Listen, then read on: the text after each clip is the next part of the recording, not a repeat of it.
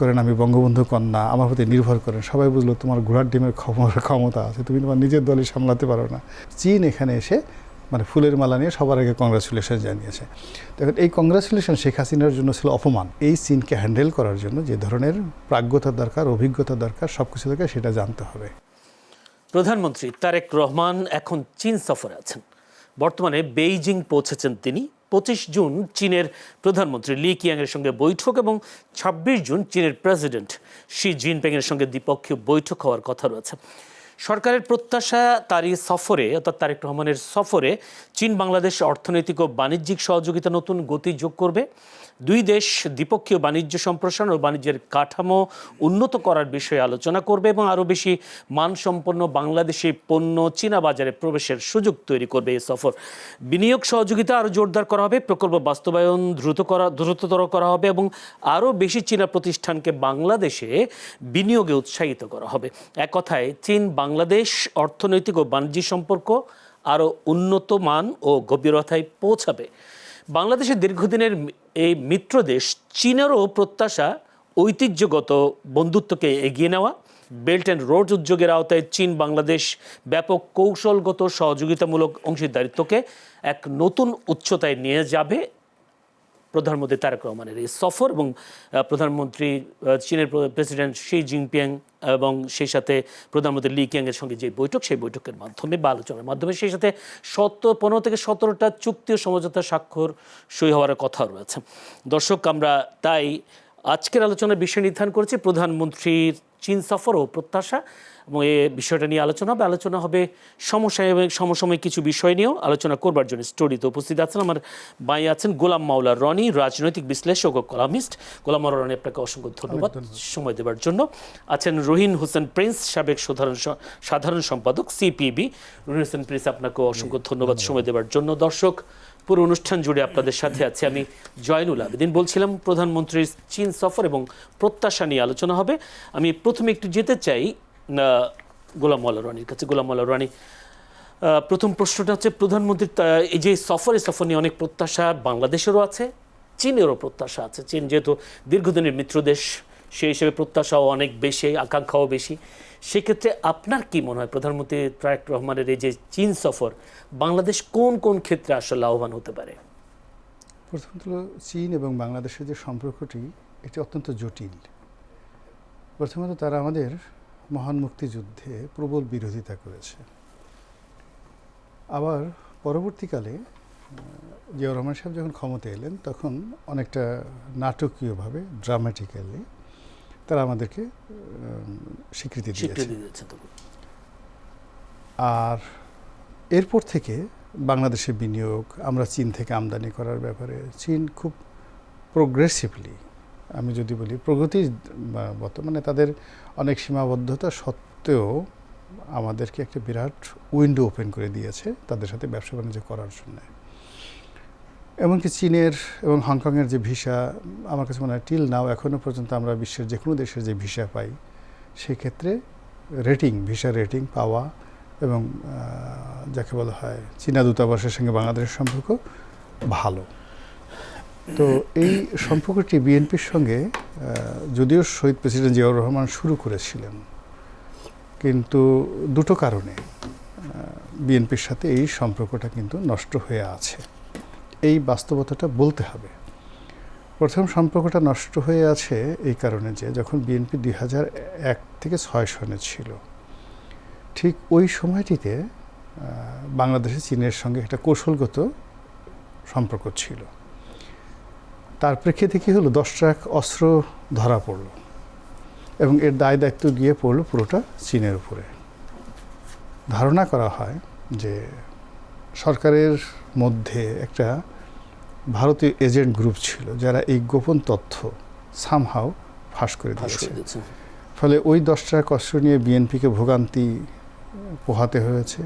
চীনকে এখনও পর্যন্ত গ্লোবালি তাদেরকে আমেরিকা, ভারত সবার যে তারা ভারতের বিচ্ছিন্নতাবাদী গ্রুপদেরকে অস্ত্র সরবরাহ করছে।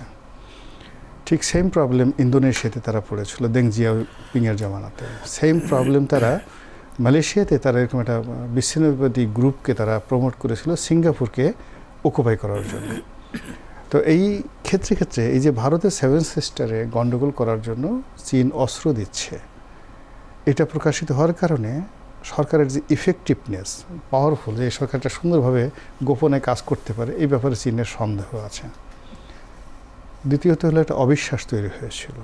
অল অন এ সাডেন আমির খসরু মাহমুদ চৌধুরী যখন বাণিজ্য মন্ত্রী ছিলেন প্রথম দফাতে, তখন তারা মানে আমেরিকার খপ্পরে পড়ে বাংলাদেশে তাইওয়ানের একটা কনসুলেট অফিস তারা অনুমতি দিয়েছিল, এবং ওটা নিয়ে পরিস্থিতিটা এত খারাপ হয়ে যায় যে আমির খসরু মাহমুদ চৌধুরীকে পদত্যাগ করতে বাধ্য হন উনি বাণিজ্য মন্ত্রী হিসেবে। এবং এখানে ওই তাইওয়ানের যে সম্পর্কটি, সেই সম্পর্কটা নষ্ট হয়ে যায়, এবং ওটা নিয়ে আমেরিকার সাথেও কিন্তু বিএনপি সম্পর্কটা নষ্ট হয়ে যায়।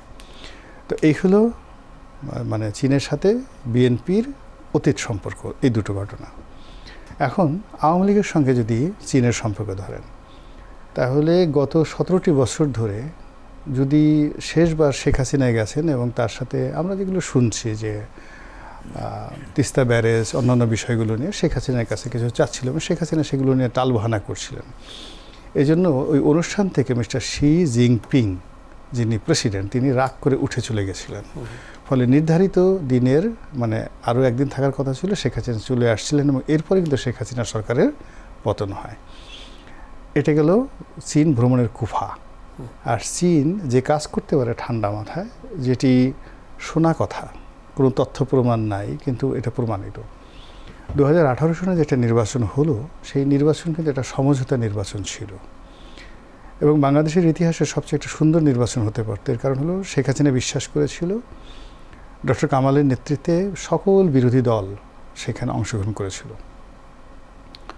তো যেটা শোনা যায় সেটা হলো এই পুরো প্রক্রিয়াটি ভারত করেছিল। বলা হয়েছিল যে অন্তত 80 থেকে 85টা সিট বিরোধী দলকে ছেড়ে দেওয়া হবে। এই বছর যেটা করা হয়েছে, এবং এই বছর যেটা করা হয়েছে আমেরিকার নেতৃত্বে যে নির্বাচনটা আমেরিকা এখানে একটা নেগোসিয়েশন করেছে। আর গত বছর যেটা 18 সনে যেটা ছিল, সেটা ছিল যে ভারতের নেতৃত্বে বিএনপি এবং অন্যান্য জামাত সবাইকে 80টা সিট ছেড়ে দেওয়া হবে। তো এটা যদি হতো, শেখ হাসিনার রেজিমটা পার্মানেন্ট হয়ে যেত, এবং বিএনপি মোরারলেস কিন্তু আজকের অবস্থায় থাকতো না। বিএনপি অনেকটা জাতীয় পার্টির মতো গৃহপালিত বিরোধী দল হয়ে যেত। সেইভাবে শেখ হাসিনাও অ্যাগ্রি করেছিল। সেই পরিকল্পনা বাস্তবায়ন হলো না কেন তাহলে? ওটাই বলছি, শেখ হাসিনাও অ্যাগ্রি করেছিল। সেই পরিকল্পনা বাস্তবায়নটা হয়নি। এর কারণে নির্বাচনের 1 সপ্তাহ আগে চীন এখানে ব্যাপক বিনিয়োগ করে তাদের গোয়েন্দা সংস্থার মাধ্যমে। কেউ বলে 3,000, কেউ বলে 30,000 কোটি টাকা করে। এই যে রাতের ভোটটা হয়েছে, এটা আউট অফ মানে শেখ হাসিনার প্ল্যানের বাইরে, আউট অফ ভারতের প্ল্যানের বাইরে। এবং এই টোটাল কাজটা তারা যে রাত্রি 12টার মধ্যে যে 40% ভোট কালেক্ট করে ফেলবে, এটা চীনা পরিকল্পনা হয়েছে। এটা হলো গোয়েন্দা সংস্থাগুলোর ইন্টারনালি এই ব্যাপারগুলো। তাহলে বোঝার চেষ্টা করেন যে পরবর্তীতে যখন শেখ হাসিনা ক্ষমতায় এলো 18 সনের পরে, তখন তারা সেই গণতন্ত্রের নেত্রী এটার কথা বড় মুখ রইল না। প্লাস আমাকে বিশ্বাস করেন, আমি বঙ্গবন্ধু কন্যা, আমার প্রতি নির্ভর করেন। সবাই বুঝলো তোমার ঘোড়ার ডিমের ক্ষমতা আছে, তুমি তোমার নিজের দলই সামলাতে পারো না।